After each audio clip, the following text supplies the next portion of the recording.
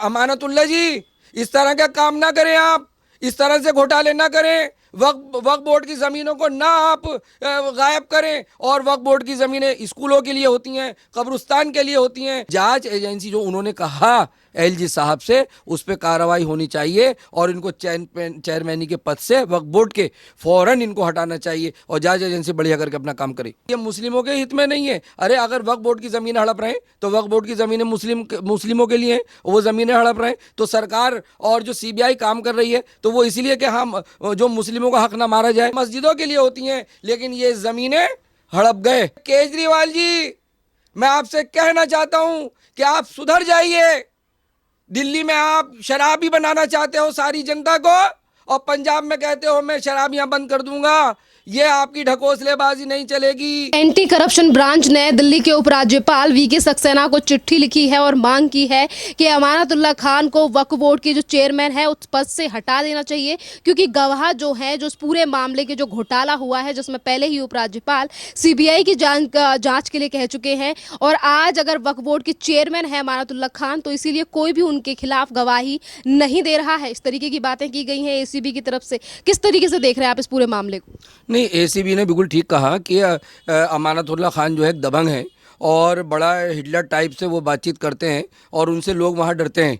तो ऐसे ये पद जो इनका वक्फ बोर्ड के जो चेयरमैन है, इन्हें चेयरमैन के पद से हटा दिया जाए, जो जांच एजेंसी जो है अपना सही तरीके से बढ़िया ढंग से वो जांच कर सके। तो जांच करने में अड़चनें आएंगी और लोग जो है गवाही देने से डरेंगे, क्योंकि जब ये पद पे बैठे हैं, चेयरमैन है और दबंग है और घबराते हैं नहीं किसी से, तो लोग जो हैं वो एकदम आकर के बढ़ चढ़ के इनकी सारी बातचीत नहीं बता पाएंगे। लेकिन जब ये चेयरमैनी पद से हट जाएंगे, वक्फ बोर्ड से हट जाएंगे, इनके सारे घोटाले निकल के आ जाएंगे। किस तरह से इन्होंने कब्रिस्तान की जगह हड़प ली, किस तरह से इन्होंने करप्शन किए, वक्फ बोर्ड की ज़मीनें किस तरह से ये बेच के खा गए अंदर अंदर, ये सारी चीज़ें जो हैं ये आने वाली हैं। क्योंकि 2016 में इनके खिलाफ ये रजिस्टर्ड हुई थी और जब से सीबीआई अपना काम कर रही है और सीबीआई ने केस चलाया, लेकिन अब राज्यपाल जी को, एलजी को जो चिट्ठी लिखी गई है उनको कि भाई अब इनको चेयरमैनी पद से हटाया जाए, जो जाँच एजेंसी अपना सही ढंग से काम करे, तो वो बिल्कुल ठीक कह रहे हैं। ये होना चाहिए, इस तरह होना चाहिए और इसको किसी हिंदू मुस्लिम के उससे नहीं देखना चाहिए मुद्दे से, जैसे क्योंकि इनके पास यही मुद्दा है, सिर्फ ये हिंदू मुस्लिम का मुद्दा लेकर के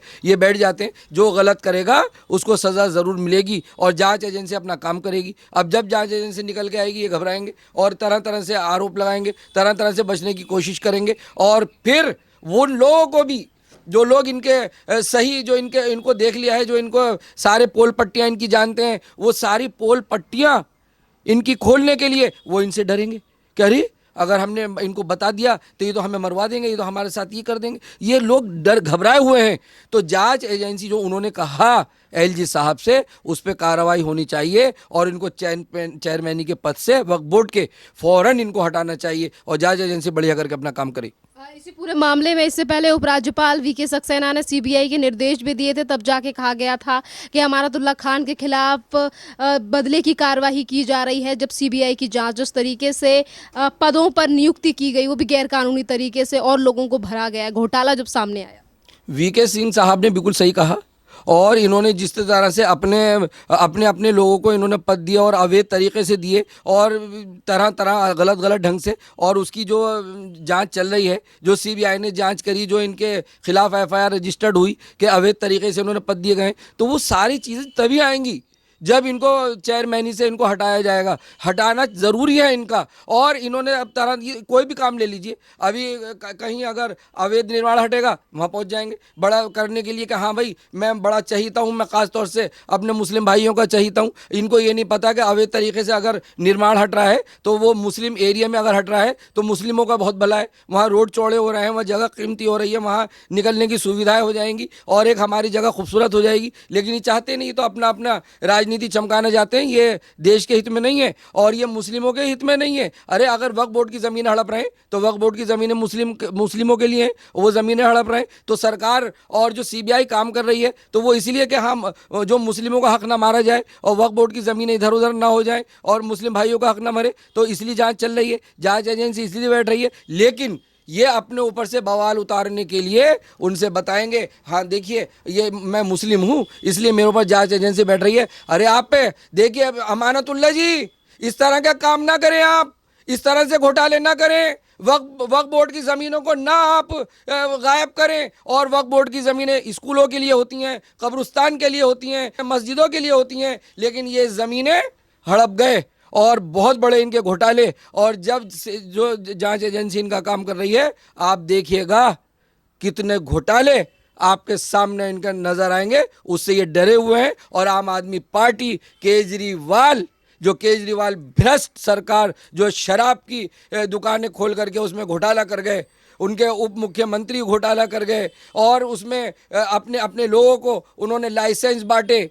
अपने अपने लोगों को टेंडर दिए, अवैध तरीके से टेंडर दिए, जो सरकारी कानून थे, कानून का उल्लंघन करके वो सारे काम करे और खूब शराबें लुटाई, एक पेटी के साथ एक पेटी फ्री, एक बोतल के साथ एक बोतल फ्री। तो ये सारे काम मनीष सिसोदिया उप मुख्यमंत्री और केजरीवाल जी और सारे इनके मंत्री, ये सारे इसमें अमानतुल्ला हो, चाहे कोई भी हो, संजय सिंह हो, सारे लोग ये सब इसमें शामिल है। आप देखिएगा शराब का घोटाले भी देखिए कैसे ये घाटे करते जा रहे हैं, सरकार का टैक्स खत्म कर दिया, और इन्होंने अपने अपने लोगों को खूब एक पेटी के साथ एक पेटी फ्री, बड़ा फ़ायदा पहुंचाया, अपने लोगों को फ़ायदा पहुंचाया, अपने कार्यकर्ताओं को फ़ायदा पहुंचाया, अपने कार्यकर्ताओं को टेंडर दिए, अपने कार्यकर्ताओं को अवैध तरीके से लाइसेंस दिए।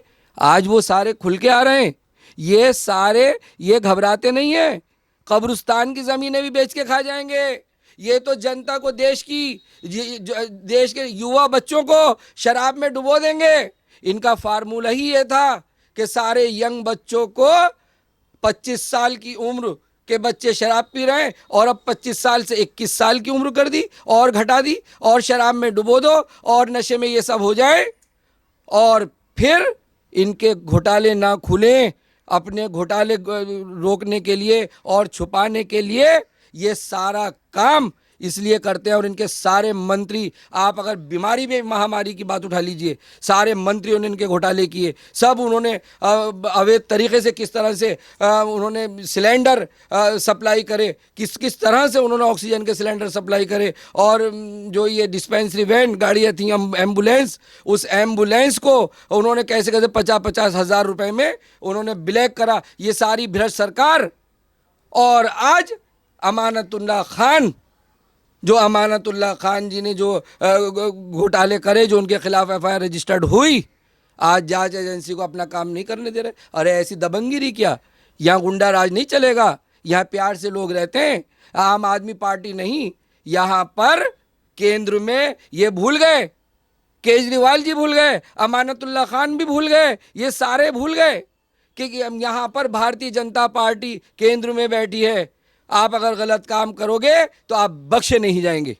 सर, सवाल ये भी उठता है कि अभी आपने दिल्ली के मुख्यमंत्री अरविंद केजरीवाल का नाम लिया, अभी कुछ दिन पहले दिल्ली पुलिस की तरफ से habitual offender, bad character, history sheeter घोषित कर दिया था अमानतुल्ला खान को। उस समय पर भी कोई एक्शन नहीं लिया गया था आम आदमी पार्टी सरकार की तरफ से।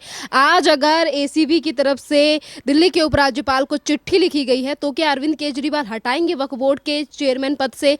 अगर एलजी कहते भी हैं, तो क्या दिल्ली के मुख्यमंत्री इस बात को मानेंगे? क्या वो अमानतुल्ला खान के ऊपर एक्शन लेंगे?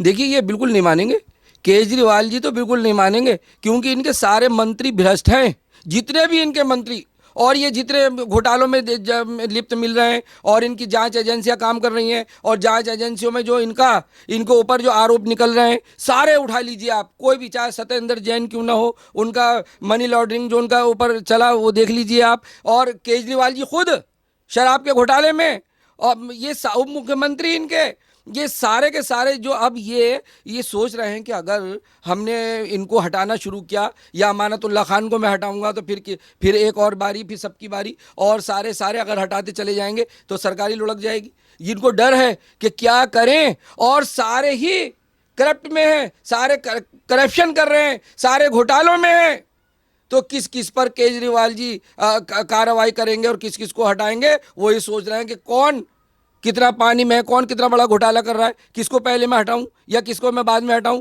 क्योंकि कोई बड़ा घोटाला कर रहा है, कोई छोटा घोटाला कर रहा है, कोई और छोटा कर रहा है, कोई बहुत बड़ा कर रहा है, तो ये सारे ही घोटालों में हैं। तो वो परेशान है केजरीवाल, और केजरीवाल जी खुद भी घोटाले में, तो वो सोच रहा है मैं क्या करूं, ये नहीं हटाएंगे।